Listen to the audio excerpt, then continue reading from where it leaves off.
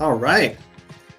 Well, welcome everybody. I am Jeffrey Richardson, Product Marketing Director here at Kochava, and I am really excited to have you all here for this Kochava webinar event on capitalizing on podcast advertising in 2024. And we're joined by our friends at Spotify Advertising and M&C Saatchi Performance. Before we get into a couple of introductions from our speakers, I would love to go through some announcements. So we love to connect with you over the chat. Our very own Leslie Amadio is in the chat as our community coordinator. So feel free to engage there and send messages back and forth. Let us know where you're joining from. If you have questions, we have a lot that came in already through registration, but we love questions during the event as well. Please submit those through the Q&A option, and we'll be sure to pick off as many of those questions as we can get to. This webinar is being recorded, so don't worry about trying to take a bunch of notes or screenshots. The entire recording will be sent out to you tomorrow, right around the same time, so you can watch it on demand. And then lastly, obviously, this is a huge topic, podcast advertising. We won't get to everything today, but follow us online on Twitter, Facebook, LinkedIn, at Kochava or Kochava Official. I guess I should say X now instead of Twitter. And we can continue the discussion, stay connected with us. So with that, I'm going to go ahead and bring all of our speakers on so we can have each of them introduce themselves and share a little bit about their background before we jump into the discussion. So let me bring them up right now here to join us. And let's have Adrian. How about you kick us off, introduce yourself, and then let's go to Matt and then Charles. Hi, everyone. I'm Adrian Rice. I'm the Director of Media Investment at M&C Saatchi Performance. We are a global performance agency specializing in digital media, and our clients kind of run the gamut between e-commerce, finance, gaming, etc. Awesome. Thank you for joining, Adrian. Matt. Perfect. Hi, everybody. I am Matt Drangler. I'm a Director of Marketing Research and Intelligence here at Spotify Advertising.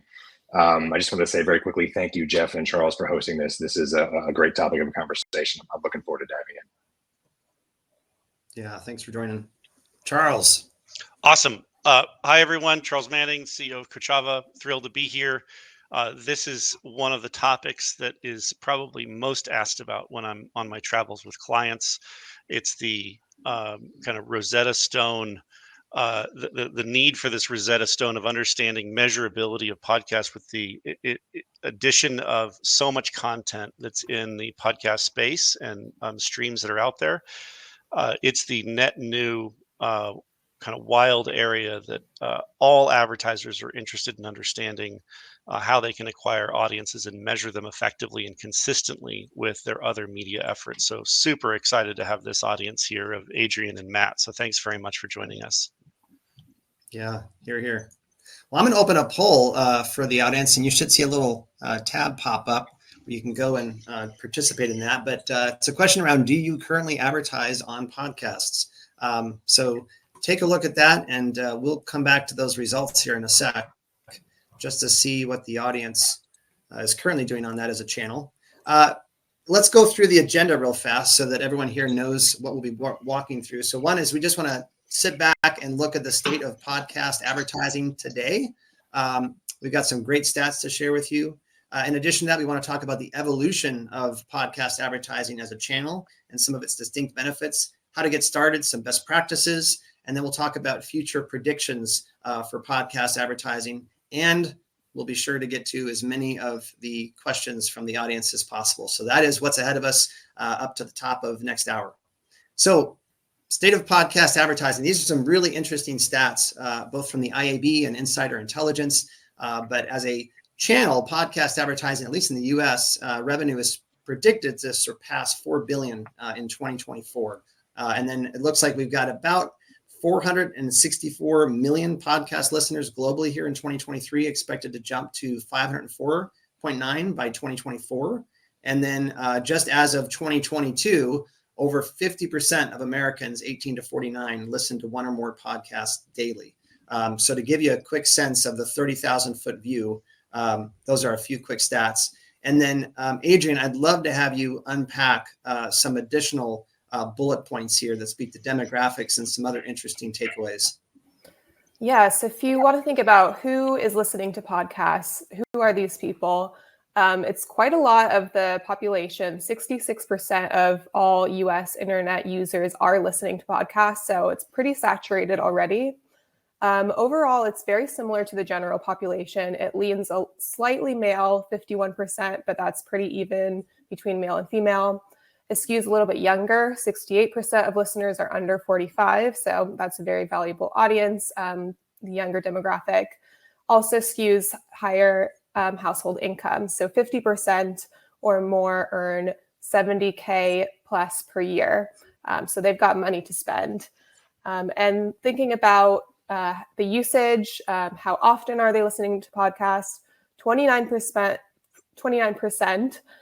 spend between 1 and 30 minutes every day listening to podcasts. So they're probably listening to shorter podcasts, maybe like news updates or something like that.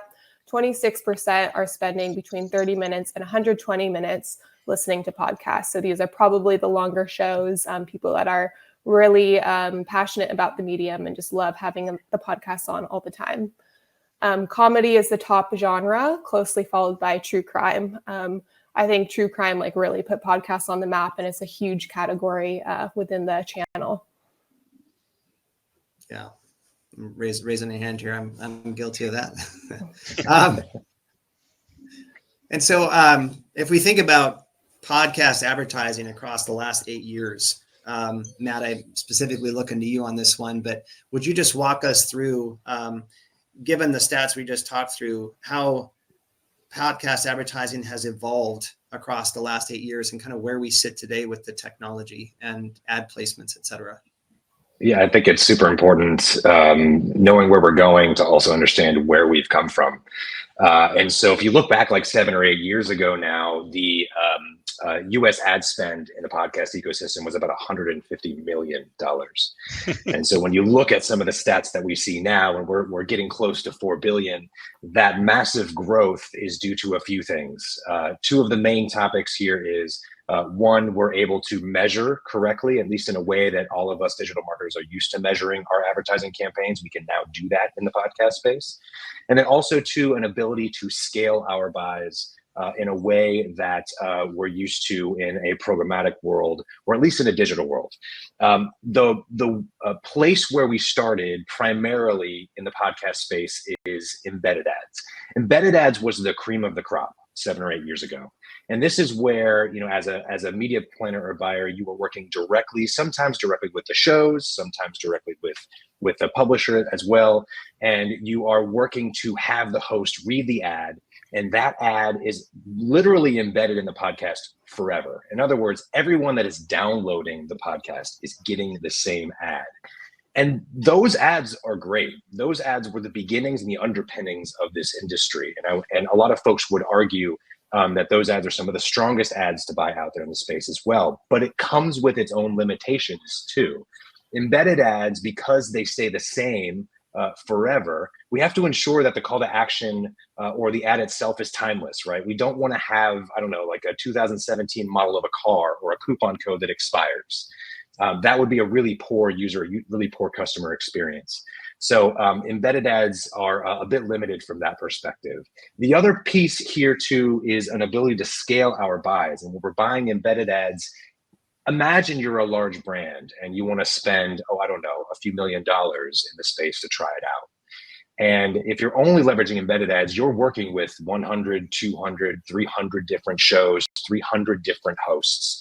And you can imagine where you give them a script, you have to listen to how they're going to actually give the script. Are you going to give them any opportunity to kind of maybe bring in some of their own anecdotal experience in the past? And are you okay with that from a brand safety perspective? Do you need them to redo some of their ad reads as well? Imagine doing that 300 times. So from a scalability perspective, embedded ads brought a few limitations as well. And so this is why we've seen a rise in dynamic ad insertion. So dynamic ad insertion is basically the idea of the ad techification, as it were, of podcast advertising. It allows us to leverage a lot of the same type of targeting and tactics that we're used to in other advertising channels, now overlaid into the podcast space. And we've seen a huge surge in the usage of dynamic ad insertion. When I'm sort of talking about the 7 or 8 years ago, it was about 90% of ads, maybe even more, were embedded ads, whereas today, 90% or more of those ads are being dynamically inserted. And so this brings the scalability of buying into podcasting and why we've seen such meteoric rise within this space. So those are, I think, two of the biggest reasons why we've seen such growth. Now, the other thing to call out here is the currency with which we buy podcast ads today primarily is on the download. And, if anyone here in the audience has ever had a conversation with either a publisher or a sales rep talking about podcasts, we all know that a download doesn't necessarily mean an impression. Now, the definition of a download, we're getting closer and closer to an impression, but we don't have an ability within the data stream itself to identify if something is being downloaded versus listened to. And that's a big podcast industry limitation. And so that's something that here at Spotify, we took very seriously. We'd like to bring as much parity from the digital world into the podcasting world. And so we wanted to introduce a new ad format that allowed us to effectively transact on impressions rather than downloads. And that's where streaming audio insertion comes into play, or SAI. So this is an opportunity for advertisers to work with us when they're buying podcast media to, one, actually transact on the impression itself, because we know when someone has either scrubbed or skipped through an ad. So for those of us keeping track, the benchmark for listen through rate on a podcast ad via SAI is just a shade over 70%, which I think we can maybe leverage that to overlay across the rest of the industry. But great that we have that data point. And then the other thing that SAI brings to the table now is an opportunity to leverage all of the different measurement platforms and partners such as Kochava to measure the efficacy of our podcast media buys in the same way that we're used to doing across other channels. So again, bringing parity from a measurement perspective now into the podcast space has helped with a lot of that growth. And then the last thing that I'll call out here is, when we bring in technologies such as DAI or dynamic ad insertion or SAI streaming ad insertion, what it allows us to do is do things like target based on audiences. So obviously audience-based targeting, very common thing within the digital ecosystem, now overlaid into the podcast space through things like the Spotify Audience Network. If you're trying to find a particular audience, or let's say an audience that is intending to buy a specific category, we can overlay things like Nielsen Exolate segments on top of podcast downloads, and now target the audiences that we find are, most relevant to us as brands. So a couple of things that kind of call out there, right? Growth in podcasting have been driven primarily because we've seen a lot of additional technology introduced into the space. It's allowed us to buy podcasts in the way that we're all used to across other channels. And this is an awesome summary, Matt, across kind of the heritage of how technology has affected things on a go-forward by past, and then how it kind of informs a go-forward basis. Because you summarized history, there's a clear demarcation that the streaming audio insertion that you highlighted really creates parity for the advertiser with the other digital ad buys that they're performing. Is that right? So it's really a CPM, not a cost per download the way it's been in the past. That's exactly right. Yeah. From our own personal experience, and I know it was a bit of a gimme question. I know that. I think it's important for the whole audience to really appreciate that. But from our experience, when you look at measurement, it is the basis for which you're doing allocation of budgeting and media. And when the currency is different, or it's slightly altered, there's always like an asterisk in terms of media planning, and it becomes almost like a second-class citizen. And what I've been really excited about our relationship with both you guys as well as our partners like M&C is that it really puts streaming at a first-class citizen position of media planning and buying. And I guess the question I'd ask you, Adrian, is, are you seeing the same kind of dynamic happen across your clients, where because you can start to look at parity between the other digital buys, there's consistency in that allocation? Yeah, definitely. I think that the new technology that's been introduced to podcasting has allowed us to consider it as a performance advertising channel alongside video, alongside display. The fact that we can see impressions, see who was exposed to the podcast ad and then visited the site or downloaded the app, that definitely brings it a lot more into the fold in terms of our channel planning. I would say a lot of advertisers on the performance side still haven't necessarily tapped into podcasting yet.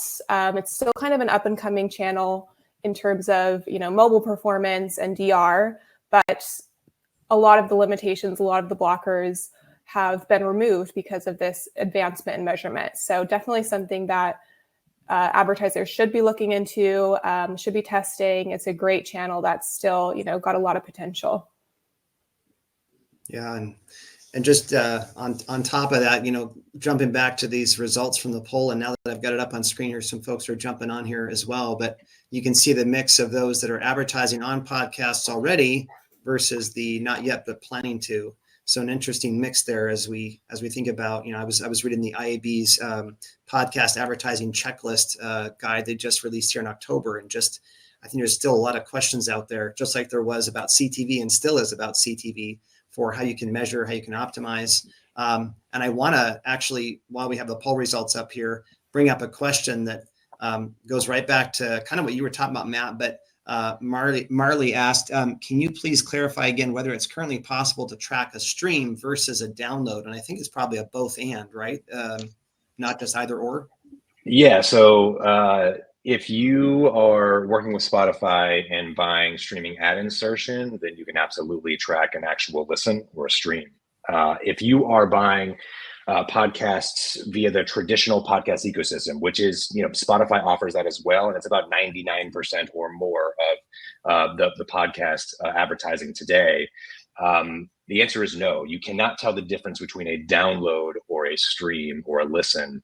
And the reason behind this is sort of the way that we are syndicating or distributing podcasts today. So the first thing to call out here, when you're listening to a show or when you see an ad that is trying to drive you to download a podcast, oftentimes the call to action for that ad is listen to podcasts wherever you listen to podcasts, right? So you can download it in the Apple Podcast app, you can download it on the Spotify app or the Overcast app or so on and so forth. And the reason that works is because podcasts are being delivered delivered via what's called an RSS feed. RSS stands for really simple syndication. All it is a list that updates when a new episode drops, and it's an open spec. So any app, anyone here in the audience could go and create a podcast app and connect to the open RSS world. And they would be able to display any and all podcasts that are available in the open RSS world, which is, again, like 99.9% of them. And so this RSS feed, while it creates a great ecosystem of openness, meaning it is very easy to syndicate these podcasts, it also is the limitation from a measurement perspective. These RSS feeds operate on limited data points, and so it does not allow us to separate out a download versus a listen. That's really helpful. Thank you for sharing that. I'm going to jump into, great question. And keep them coming. I've got others here, and we're going to bite off as many of these as we can here. I'm going to jump back in to our presentation here because I want to hit next on a little bit about how podcast advertising is different from other channels. And we've got some interesting stats here as well on that. If my screen share will respond here for me. So give it a moment. Awesome. So I wanted to unpack, a couple of these stats. The one on the right here, the 2x, that was from the IAB based on an audio attention measurement study. But it looks like podcasts generate 2 times the average attention per 1,000 impressions compared to digital and TV norms. I don't know if Adrian, you want to unpack some stuff here. Matt, the 1 in 5 stat down at the bottom. If any of you want to jump on this and speak to how you see advertisers seeing things differently and the standouts of why podcasting would be an important part of your omnichannel advertising mix. Adrian, you want to touch that first? Sure. So, if you think about podcasts, you have your headphones in your ears, you're listening to someone speak to you. You almost have this parasocial relationship with the host because you're probably listening to them talk to you every day. And so that ad insertion, whether it's a host read or recorded audio, it's one-to-one. It's going directly into your ear. And you can't really ignore it unless you like fast forward through the podcast, which sometimes people do, but a lot of times they're just letting it play through.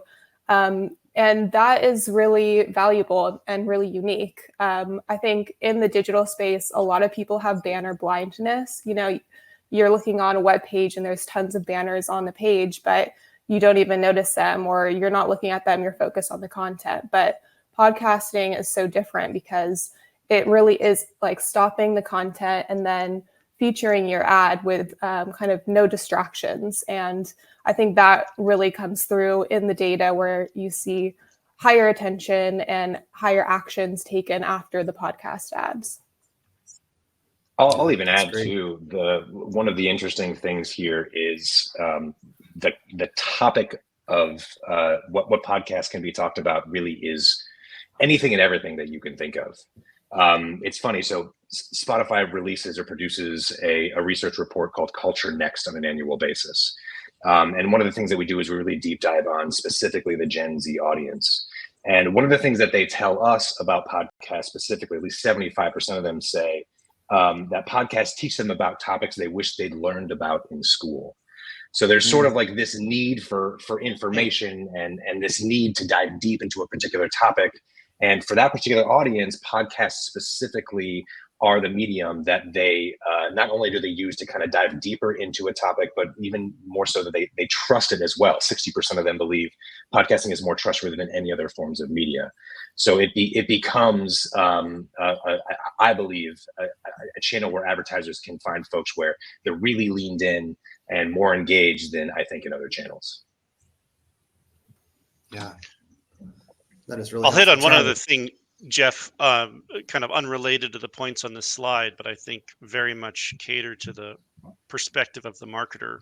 And that is, how can I understand a journey of a prospective customer to my product or service as they engage with a podcast versus other digital elements? And one of the great things about what's being talked about here with Spotify and kind of measurement in general is the capacity to treat Spotify inventory like any other digital material, in that you can be looking at that customer journey as they get introduced or have continued reminder of your product or service with that call to action, which is a very, very common approach that all of our advertisers take, is which channels are driving first introduction, which channels are being supportive to a corollary of conversion, and which channels are actually the final conversion point. And unlike kind of the world of kind of last click mechanics, Kochava takes a position of all of these signals are really important in that customer journey. And it's really a function of where you're going to place your bets, where you're going to allocate your media budget that really drives the best results in concert together. And that facilitates it with this kind of measurement. It's so interesting, Charles, that you say that too. One of the things that I talked about most, 6 or 7 years ago, as measurement was specifically pixel-based measurement was becoming a topic within the podcast ecosystem, is that last touch attribution was a very common attribution methodology. And in a world of podcasting, there is some friction, right? Because you don't necessarily have a click that will take you directly to the experience behind the advertisement. And what we've always said is, as we're talking about measurement in podcasts, is, people are just going to Google the results. They're going to click on that first link. And Google and I just got full credit for the conversion that the podcast channel should have received credit for. So, Charles, I just to echo what you're saying, having an ability to really look at all of the signals and to connect the consumer journeys together has helped us to understand podcasts can indeed drive performance-based outcomes. And at the same time, too, they're an important sort of stop in the consumer journey because it is such an engaged with and trusted channel. I thought it interesting, too, to kind of call out the stat that's at the bottom right of this slide as well. So just to kind of give a little background as to where this stat comes from. So I joined Spotify by way of acquisition. So back in February of 2022, I was a part of a company called Podsights.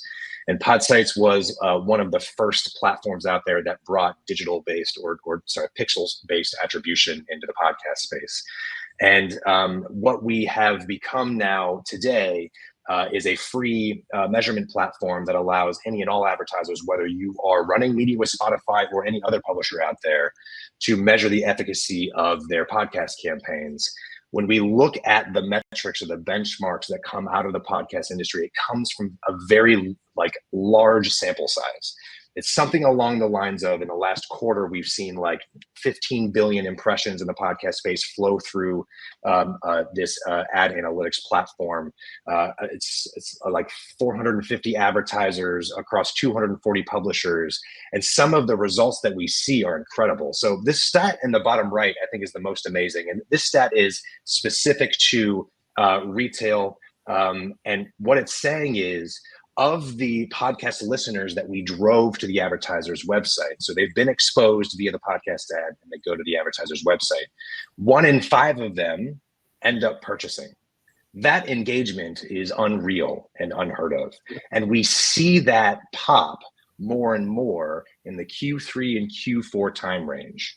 So, which we expect, right? It's sort of like the scratch and sniff or the litmus test to be like, do these benchmarks make sense? And to see them pop at that time sort of gives us a lot of confidence in some of the benchmarks that we're seeing. So we're not just saying that this is a very engaged and leaned in audience. They prove and they reward the advertisers that participate in this space as well. Yeah.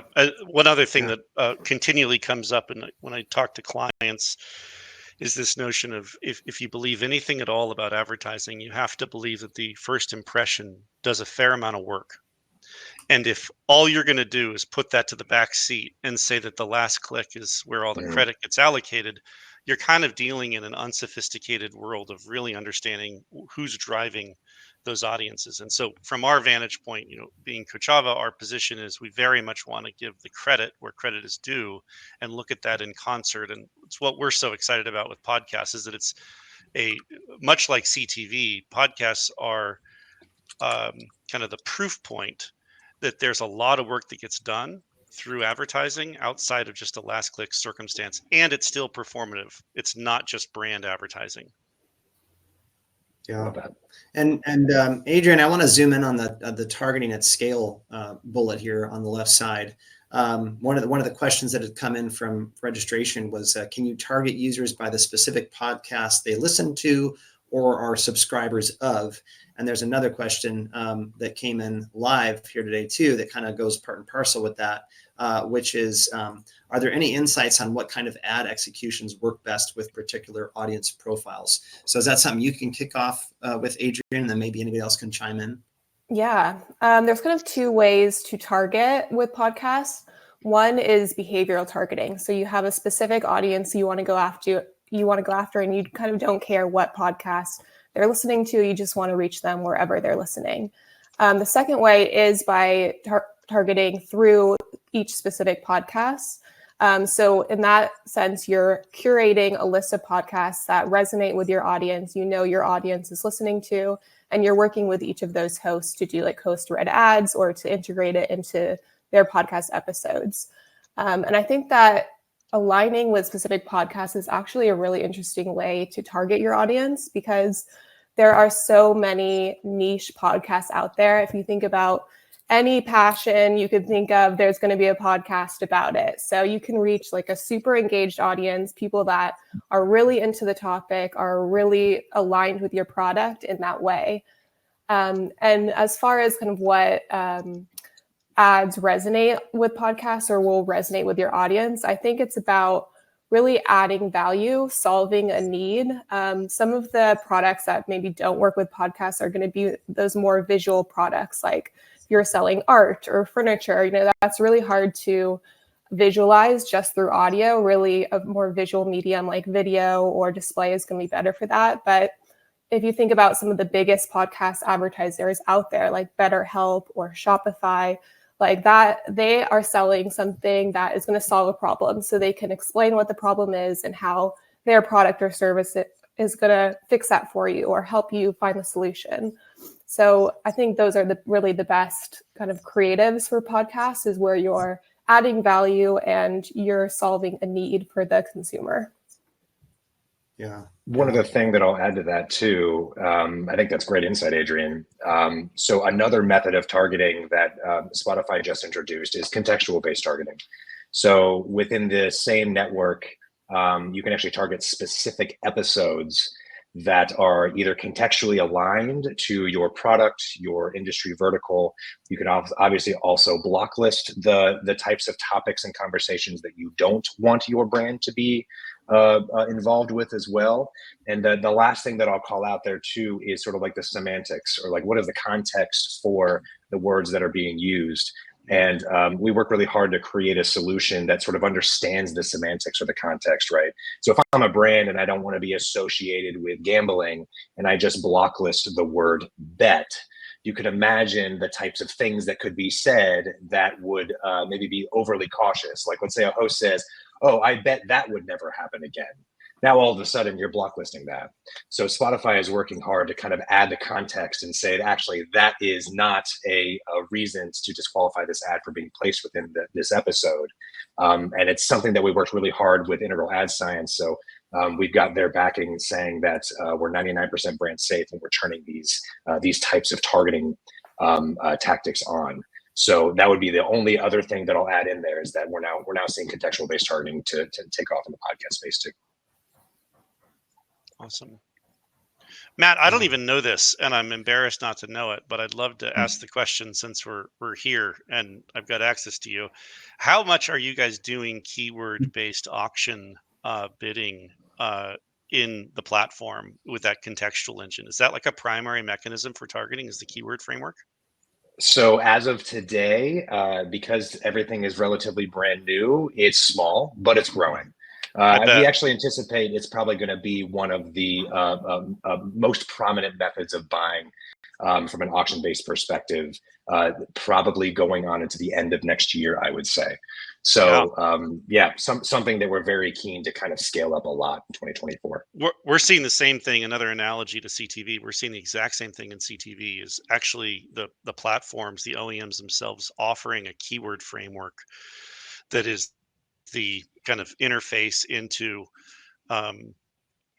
any of the kind of available inventory across the different apps on a CTV. And, obviously we're seeing it on Apple search ads on the mobile side. Google's been in that space forever. So the keyword regime seems like it's very much alive and well and probably growing here. Yeah, it's interesting because the technology that was required to catch up like audio-based, contextual-based targeting has been the ability to transcribe speech to text. Yep. And I have LLMs, seen that's now super advanced, right? Right, exactly right. LLMs actually make it a lot easier and a lot more accurate, which is amazing. So I think what we're going to find is any sort of contextual based targeting that is going on with some sort of transcription from audio to text, it's going to become a lot more accurate, and it's going to become a lot more used by advertisers and agencies, we believe. Wow, that's a cool thought. Right. Well, I want to talk about, so let's jump into really getting started. I think from that poll, it looks like most of our audience either isn't advertising on podcasts yet or isn't and has plans to soon. And so I want to talk about how to get started. So I have a question that I didn't ask, but I posted it so we could bring it up on screen here. It came in during registration. And I want to talk about how to get started in terms of the 6 points on the screen. But I would also love you, Matt, to unpack this question here at the bottom, and I can read it out for the sake here of the audience as well, in case anybody listens later to audio only. But it says, so in order to convince my internal stakeholders to adopt podcast advertising, I'll need to run a POC, proof of concept. What is the minimum budget I should set aside for a test to demonstrate its value? And what key tactics should I make sure I use? Second, can you share performance benchmarks by industry or demographic? I'm sure you don't have that on the fly right now, but which industries are popping? Which demographics are pod ads most effective with? So there's a lot there. Feel free to bite off what you can in the moment and leave the rest for follow-up later. Oh, perfect. Yeah. So let's maybe tick these off down the list. So first of all, what is the minimum budget? And so I hate this answer, but the answer has to be, it depends. And a lot of that dependency is based on how much are you spending in other channels. So the first thing that I'll call out is if lift or incrementality is important and you are a large advertiser, it's really hard to sort of break through in that world. So what I would say is, if you have ever introduced new channels into your marketing mix before and you ask that same question, leverage those learnings and those results to inform what your minimum budget should be for podcasting. So that's the first thing that I'll call out. I'll also say, what key tactics should you sure to make use of? And I sort of like, there's probably 4 that I could think of, and a lot of it is based on a lot of the conversations and Adrian, some of the things that you said as well. One, you definitely want to pick a few shows where you believe that the show topic, the audience, and the host align very well with your brand and with your brand message. So the first thing would be host-read ads and embedded ads. You have to try it. The second one would absolutely be audience-based targeting within podcasts. Spotify Audience Network is the largest network out there that offers that style of audience-based targeting in podcasts. And what I would say here is that you want to effectively find a lot of the similar audiences that you're already targeting in some other mediums to see if this performs better than some of your other channels. The other one is contextual-based targeting. So definitely contextual-based targeting. Like I just mentioned, this is going to become more and more important in the podcast space, we believe. That's the third one. The final one that I would say, this gets slightly technical. I'm going to try and dial it down a little bit, but I think one of the most important buys that any advertiser can do is a run-of-network buy. And a run-of-network buy across podcasts is a dynamically inserted ad when we are able to pull the podcast ID from these impressions. You can now drill into the data, since you're effectively just targeting all podcast downloads, and you can see if there are any particular shows or let's say genres of podcasts or even hosts that are popping. And that's a really good way to sort of like spread a really wide tactic and leverage that to inform your future podcast buys as well. So those are the 4 things that I would consider when you're looking to enter into the podcast space. And I'll just echo that point. This is not unlike, and we'll hit on this in a subsequent slide. This is not unlike the early days of Facebook, when they made their inventory available as a self-attributing network. Some of the smartest marketers, what they would do is set up campaigns that would be run a network and then optimize towards the outcomes that they cared about: app download, website visit, form fill out, whatever the outcome that you care about. Or they could alternatively set up their own version of a run a network where they target 50 different campaigns, one for each state, one for each gender, and I guess 100 different campaigns in that case, and then kind of distill out from that where they're seeing action happening by region. In the mobile world, the notion of understanding what apps drive best propensity and affinity to your offer or your outcome is not unlike looking at podcasts as a mobile app that's driving it, even though it's all under the umbrella of Spotify, which is super, super cool.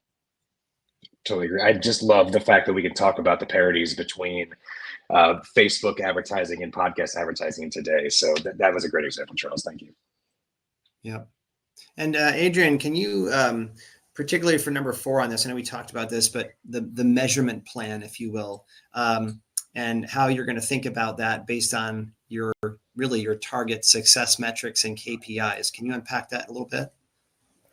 Yeah, I think kind of the most important steps from this how to get started list is, number 1, think about your audience, think about who you want to reach, what's going to resonate with them, and your objectives.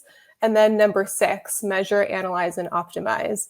So you want to make sure any campaign you run, you know what the KPIs are and you're able to measure it and analyze it.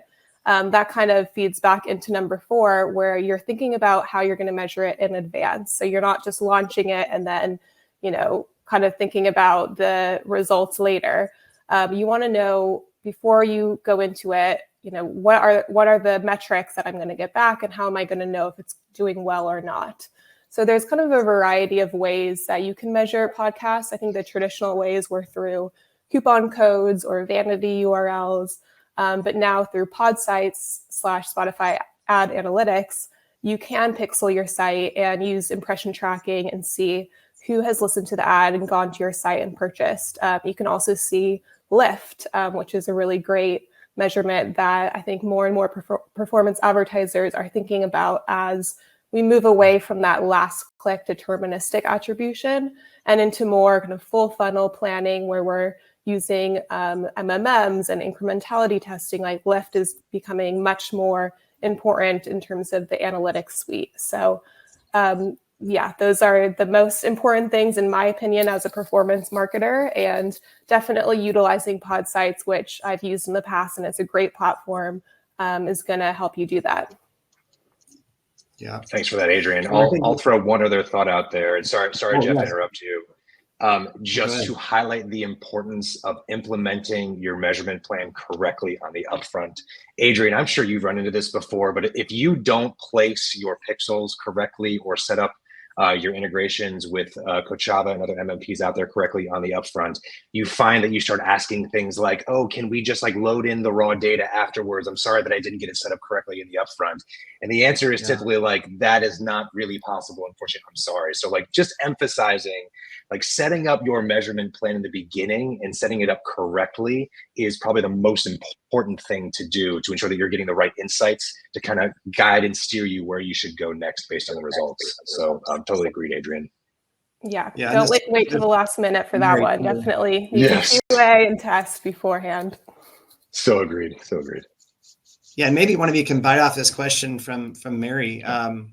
This actually would impact your measurement plan almost if you think about the look back window or how long post campaign you're going to keep that aperture open to consider conversions. But she asked, how long is the average tail on a campaign? What's the response arc of a typical campaign? I know those stats may not be right at the ready, but any thoughts on that? What I can say is the Spotify Ad Analytics platform defaults to a 30-day attribution window, so 30 days after download. I will also say too that is editable in the platform, so we definitely have some clients in particular industries that will change that based on either other channels that they're leveraging in those attribution windows or even just the insights for their particular product. Similar like thoughts that we might have for given industries would overlay on the podcast world as well. If you're an automobile brand, that is a long considered purchase. So a 30-day attribution window probably doesn't make a ton of sense there. So you want to elongate it, maybe a shortened attribution window if you're like a free mobile game, right? What I will say is we see about 90 to 95% of all attributed events coming in 14 days after download or exposure. And then the remainder is just long tail. So that very much so is similar to some other channels that I have seen in the past when I'm looking at measurement.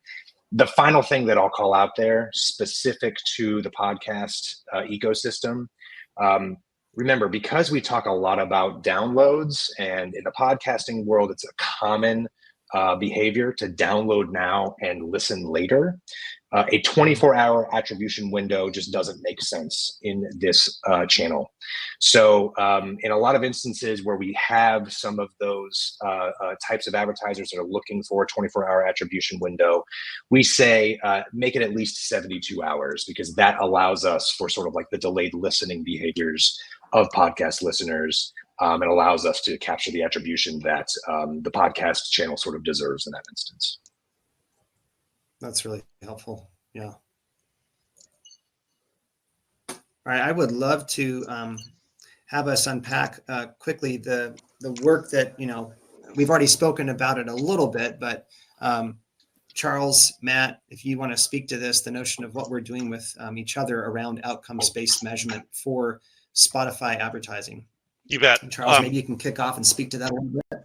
You got it. I'll kick off. So I used this analogy a little earlier in the conversation around how Facebook really kicked off the notion of a self-attributing network, or a SAN.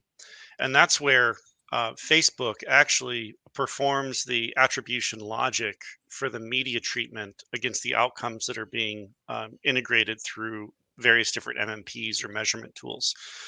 And there's a lot of benefit to self-attributing networks. One is that there's consistency in the logic. There's consistency in look-back windows. There's not a reliance on various different measurement tools of sophistication or lack of sophistication to give the proper credit for the media treatment that's being performed. The downside, in the case of Facebook, something that Facebook received a lot of negative feedback about, is that they were, quote unquote, grading their own homework. Now, what's really interesting is that Kochava really saw a trend on the CTV side where increasingly there is this kind of pendulum swing towards privacy from publishers, where they didn't want their inventory to be leaked by having third-party tags attached to the media that was being deployed. And so they wanted to behave like a self-attributing network. And it really started with Roku. And Kochava was in a unique position where we served a lot of the CTV vendors and OTT vendors, and we built a SaaS technology framework for premium publishers to do this very thing, to become a SAN, to become a self-attributing network. Now, it doesn't mean that Kochava's advertising technology doesn't still work for our demand side advertisers to cross compare that with the other media treatment that's happening for the advertiser. That homework is still being validated and confirmed. And I think what's really powerful about the storyline here is that Spotify is able to do these stream ad insertions and have these various different ad creatives and use cases applied and have them be measured just like any other digital property that's out there. So you can treat Spotify as just another digital advertising channel or a CTV advertising channel. It's very, very similar. And the benefit here is that, Spotify's not grading their own homework. They're using a verified third party as a measurement partner, that is Kochava, to provide that on the supply side, and it has interoperability with other measurement tools as well.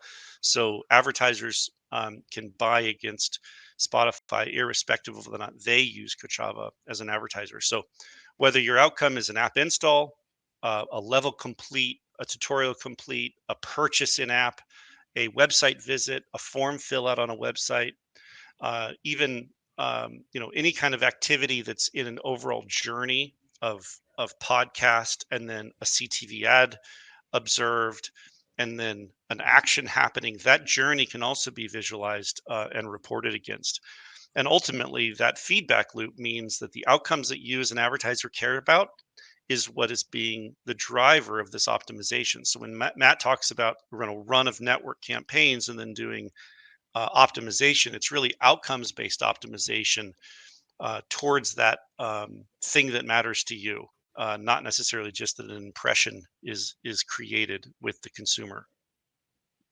Charles, we think that's one of the more important parts, or most important parts of our partnership here too, as well, is, here at Spotify Advertising, we do a lot of work with advertisers that are trying to drive brand outcomes.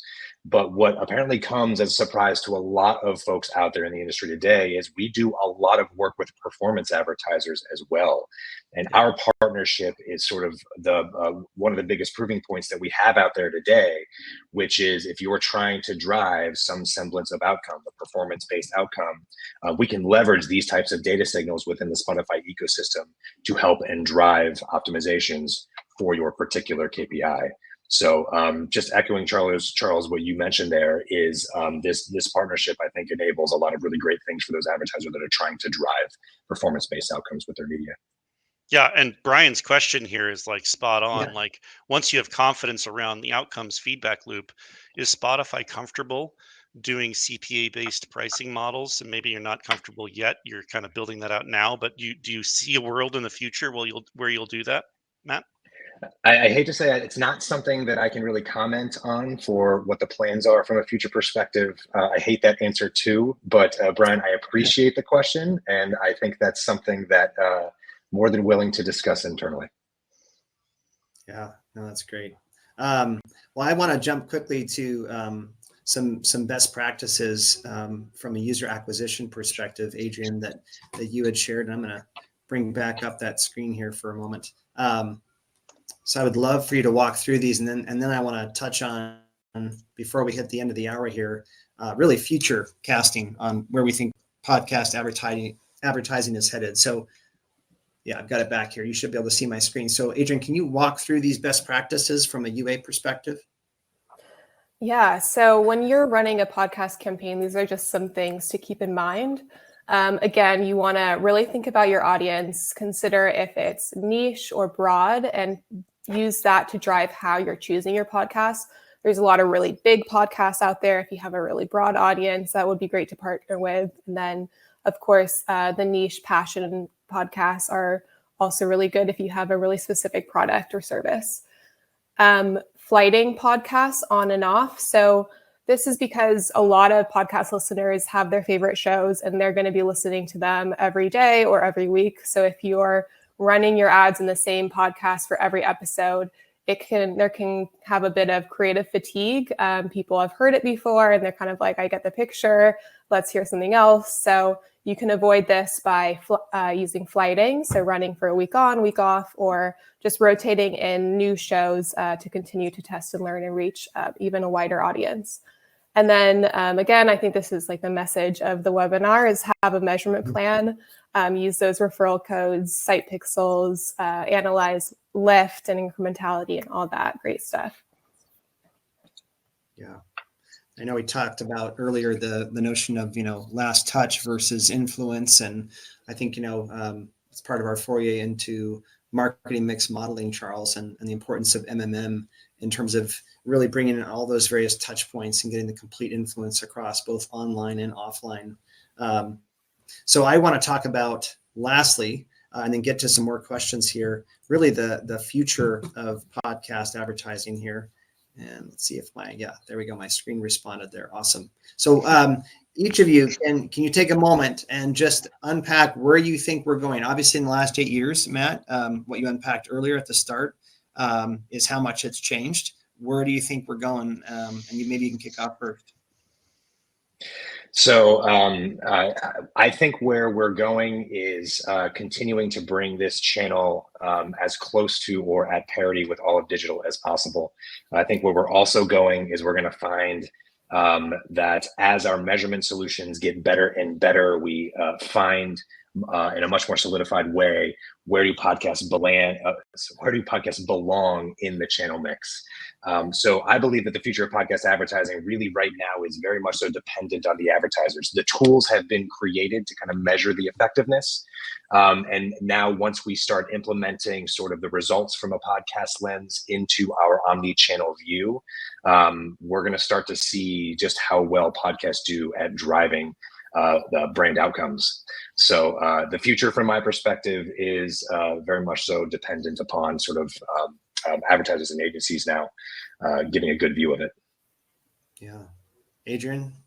Yeah. So a trend that I'm already starting to see in podcasting, and I think that this is going to increase even more in the future, is that a lot of podcasters are also utilizing video. So they're doing YouTube shows where they're just uploading their whole podcast episode to YouTube, or they're doing live streaming, and that can be on video as well. So I think podcasting is going to become even more kind of multi-platform and incorporate video, which brings in new opportunities for advertising, where you might have like a logo on their video, or they're using the product in the video.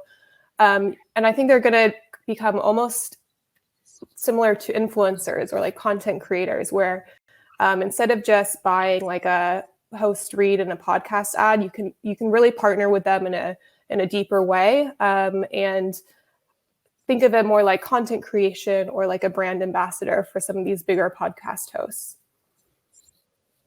Yeah. Charles. Awesome. I a little bit of both of those answers. I foresee in the relatively near future, call it the next 12 months, really interesting interplay between measurement and targeting, whereby the tooling that is now right at our fingertips as marketers to be able to buy podcasts just like any other digital property starts to get into interesting interplay through data clean room capabilities to do seller defined audiences correlated with first party audiences in a privacy safe way. It's one thing to be able to have great contextual targeting and keyword targeting. It's another thing to say, here's an audience that has a high propensity to churn, and I want to hit them with a follow-on paid media effort, but I want to do it in a way where I've got a privacy first approach to coalesce my first party audience with this third party partner. And it's something that we're working on within Kochava with our premium publisher partners like Spotify, and we're also got a lot of demand from our customers to do the very same thing. And really, what that does is it just continues to drive demand on the medium, where it can be intelligent and insightful to the outcomes. Yeah. Great. Love it. You're here. I want to open a final poll we have for the audience here as we try and tick off a last question as well that came in during registration.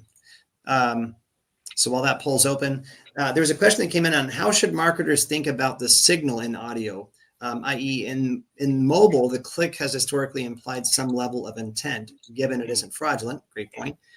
Where should a listen rank in the attribution waterfall? So Charles, maybe given your background in measurement from Kochava, you can bite on that one first. Well, I'll say the way we treat the impression is not unlike how we're thinking about it in the context of CTV.